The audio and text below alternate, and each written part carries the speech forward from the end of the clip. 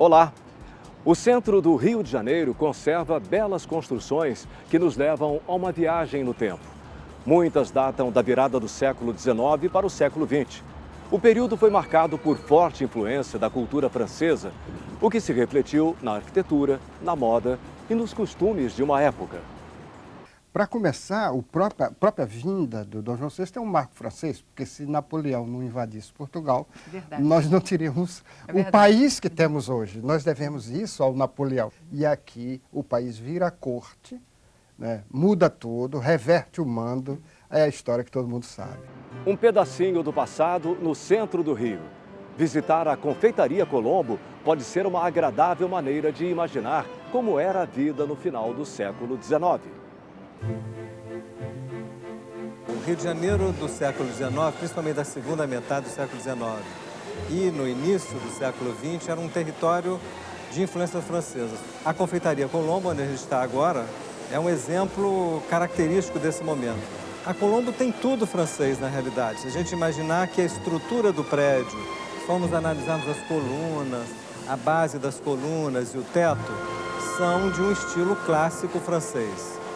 E, ao mesmo tempo, como era um período em que a moda, digamos, os estilos arquitetônicos estavam sofrendo novas influências, na aplicação dos elementos decorativos, os espelhos, a moldura dos espelhos, as mesas e as cadeiras, já entra muito fortemente o estilo Art Nouveau, que é um estilo que imita a natureza, onde se percebe galhos de plantas subindo pelos jacarandás, que é a madeira brasileira, mas, de qualquer maneira, já trazendo a influência francesa no seu entalhe.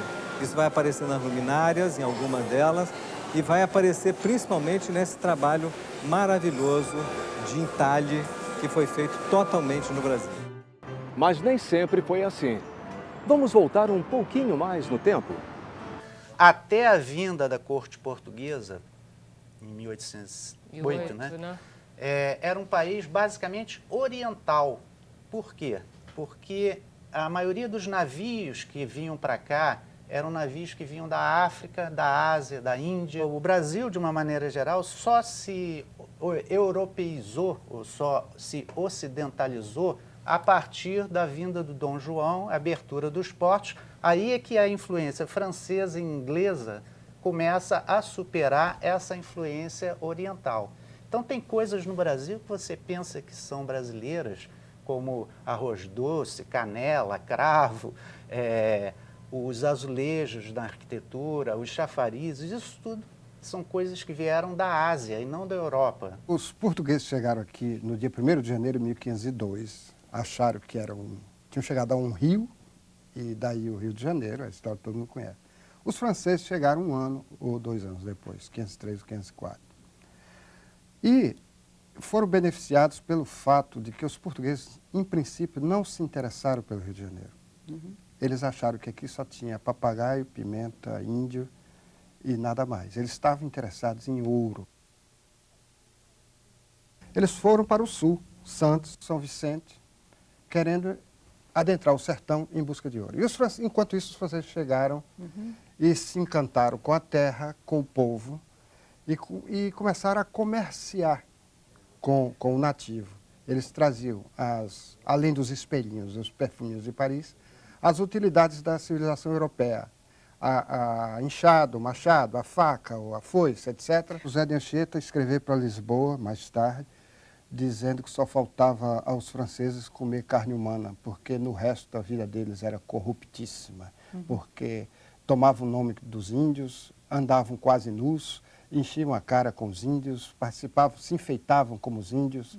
Quer dizer, eles realmente se encantaram com a vida aqui, e muitos preferiram participar do sistema de vida tribal a voltar para a França. Começaram a achar que aqui era muito mais interessante, com tanta índias, tanta natureza, tanta vida ao ar livre. Em 1816, já feito as pazes com a França, o Dom João VI traz a missão artística francesa, chefiada pelo grande arquiteto Grandjean de Montigny. Ele foi o primeiro grande arquiteto do Brasil, esse francês. Ele criou ele era uma verdadeira escola, ele formou mais de 50 arquitetos aqui, né? Ele viveu aqui até 1850, ele chegou em 1816, e deixou uma marca na cidade. Mas por que a França? O que há de tão fascinante nessa cultura a ponto de fazer com que o rei importasse profissionais franceses para repaginar o Rio de Janeiro? Não dá para comparar a arquitetura portuguesa com a francesa, quer dizer, ela é muito mais modesta do que a francesa. E Portugal, até em função disso, dessa vinda de Dom João VI e tudo que acontece depois, Portugal não tem nenhuma cidade tão tentacular como o Rio de Janeiro e com uma arquitetura tão variada, porque nós temos todo tipo de arquitetura ali no centro do Rio de Janeiro, né? Do colonial ao pós-moderno.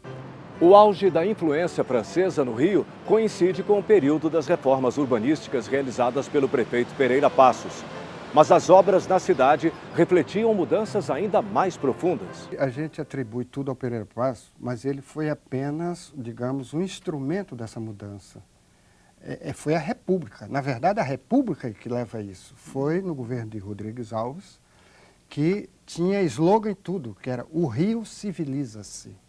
A República queria dar uma cara diferente da monarquia à cidade do Rio de Janeiro.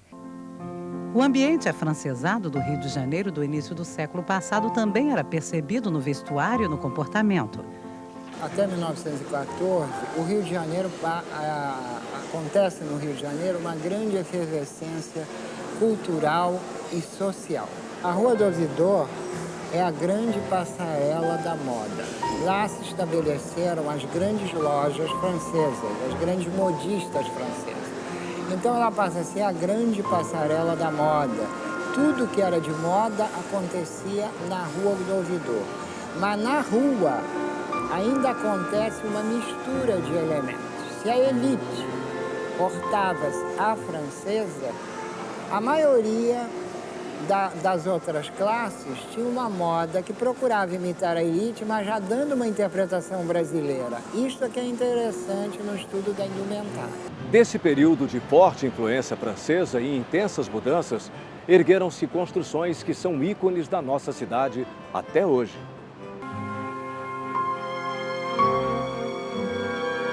O Teatro Municipal é uma inspiração muito bem feita da Opéra de Paris, da grande ópera da cidade de Paris. Assim como o nosso atual Museu de Belas Artes, que era a Escola de Belas Artes naquele momento, é uma cópia também de uma das alas do Museu Francês, do Louvre, que é o Museu Francês. A Biblioteca Nacional, por sua vez, também é um prédio de nítida influência francesa, até porque o ensino da arquitetura no Rio de Janeiro foi introduzido pelos franceses no início do século XIX, 1816 a 1820. O grande arquiteto francês, franco-brasileiro, já nesse momento, instala o ensino de arquitetura no país. Então, era inegável que a França estaria presente em todos os detalhes, em todas as estruturas dos prédios cariocas, mas principalmente nesses próximos da Cinelândia. No início do século passado, os bairros da Orla ainda eram pouco ocupados. Somente a partir da década de 1920 que a região começou a ser urbanizada. No início do século XX, Copacabana era um imenso areal, com casas espalhadas pela orla. Mas o destino do balneário mudaria em 1923, com a construção do luxuoso hotel Copacabana Palace, de propriedade da família Guinle. Surgia, assim, uma Copacabana glamurosa, inspirada na sofisticada Riviera Francesa. Na mesma época, o investidor francês Lafon manda construir na Cinelândia o primeiro edifício de apartamentos do país. E a novidade logo chega a Copacabana. Aqui se construíram os arranha-céus, né? O negócio era dizer arranha-céu, que era muito moderno, mas arranha-céu tinha 6 andares, por aí, no máximo 9. Toda esta modernidade se revela na arquitetura. O estilo Art Deco, que significa arte decorativa, é a marca da vanguarda francesa de 1925 e remodela Copacabana. No interior também, né, principalmente de portarias, enfim, dos grandes ambientes, e as portarias nessa época, elas queriam ser suntuosas e bonitas para diferenciar edifício de apartamento de habitação coletiva, que era um negócio muito mal falado.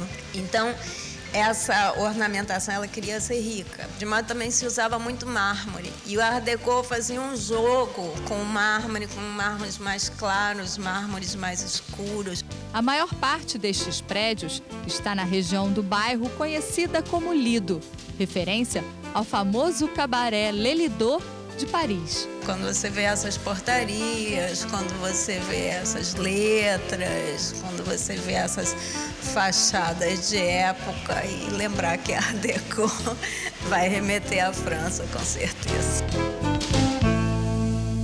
Dessa época Deco, ou seja, um pouco antes do Deco, você tem dois arquitetos muito importantes franceses, todos dois. Um é o Joseph Gir, que fez o Hotel Glória, fez o Copacabana Palace, fez o Edifício à Noite na Praça Mauá. E o outro é o Henri Sajou, que foi um arquiteto já Art Deco totalmente, que fez o Edifício Biarritz na Praia do Flamengo. Que lindo. A história é cíclica. O poder político muda de mãos. Consequentemente, as influências culturais se transformam. Eu acho que até a década de 60 a gente tinha uma forte ainda, era bem forte ainda o componente francês. Depois ela foi se modificando muito. O corte é com a Segunda Guerra Mundial, porque aí chega o rock and roll, chega tudo que a gente sabe, muda. Mas muda no mundo, né? Quer dizer, a influência americana toma conta do mundo. Quando elementos de uma cultura são incorporados a outra, eles sofrem transformações, absorvem valores e conceitos locais, resultando em algo novo e particular. Essa mistura enriquece as culturas e contribui para que as sociedades se transformem com o passar do tempo. Essa presença fez do Rio de Janeiro uma cidade de rica biografia. É talvez a cidade de biografia mais rica das Américas, porque nós tivemos, de um lado, o nativo, os tupinambás, que foram os grandes guerreiros, e aqui está contado nessa história. Nesse seu livro aqui. De suas boas relações com os franceses que chegaram, porque os franceses chegaram para comerciar e não para ocupar a terra, e foram muito mais diplomáticos com os nativos. E, do outro lado, o português querendo ocupar a terra e escravizar os índios e expulsar os franceses. Então, essa presença de franceses, portugueses e dos tupinambás torna a história da cidade muito rica.